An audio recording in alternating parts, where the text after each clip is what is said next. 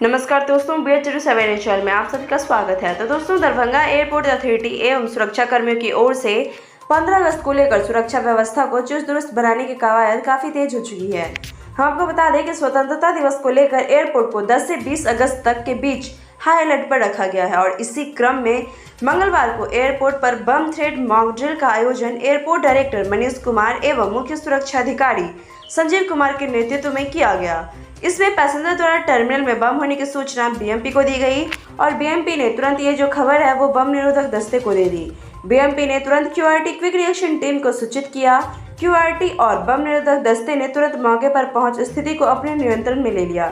सभी यात्रियों को हटाकर बम को डिफ्यूज किया गया। मॉक ड्रिल करीब 45 मिनट तक चला है। मिथिला वासियों को कोई भी दिक्कतों का परेशानियों का सामना ना करना पड़े, उसके लिए वो लोग बहुत ही कोशिश कर रहे हैं। वही हम आपको बता दें कि अभी ये हाल ही के दिनों की बात है कि दरभंगा एयरपोर्ट के बाहर अतिक्रमण पर सरकार की ठोस कार्यवाही भी हुई थी, जिसके तहत एयरपोर्ट के बगल में हमेशा जाम की समस्याओं का सामना करना पड़ता था यात्रीगणों को, और इसी वजह से जो भी नाजायज छोटी मोटी दुकानें वगैरह थी उसे हटा दिया गया ताकि यात्रियों को परेशानियों का सामना ना करना पड़े। और इतना ही नहीं, आप सबों को ये बात पता है कि जो दरभंगा एयरपोर्ट की जो एंट्री गेट थी वहाँ पे जल जमाव की समस्या भी सामने आई थी अभी हाल ही के दिनों में, जो कि इन दिनों खूब वायरल भी रही है, काफ़ी चर्चे का विषय बन चुका था।